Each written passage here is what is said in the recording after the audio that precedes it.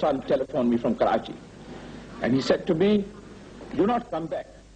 It's a document of surrender. We do not want to see you back in Pakistan if you come like that." I will not take back a document of surrender from the Security Council. I will not be a party to the legalization of aggression. The Security Council has failed miserably, shamefully.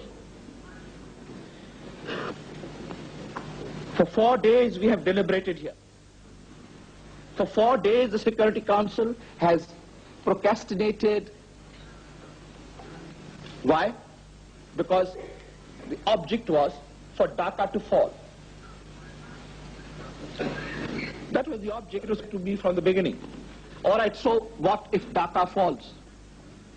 So what if the whole of East Pakistan falls? So what if the whole of West Pakistan falls? So what if we are obliterated? We'll build a new Pakistan. We'll build a better Pakistan. We'll build a greater Pakistan. So the Security Council has acted short-sightedly by acquiescing to these dilatory tactics.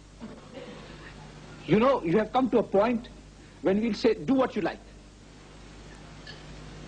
If before you had come to this point, we could have made a commitment. We could have said, all right, we are prepared to do some things. Now why should we? You want to silence us by guns? Silence our voices by arms? So why should we say that we are agreeing to anything? Now you decide what you like. Your decision will not be binding on us. You can decide what you like. You can do, because if you had left us a margin of hope, we might have been a party to some settlement.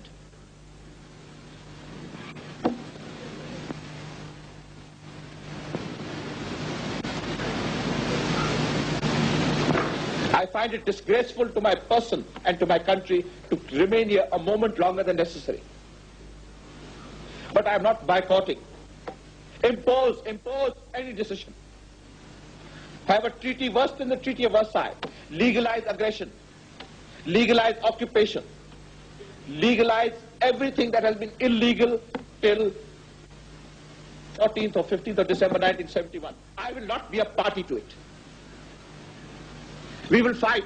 We'll go back and fight. My country hearkens for me. Why should I waste my time here in the Security Council? I'm going.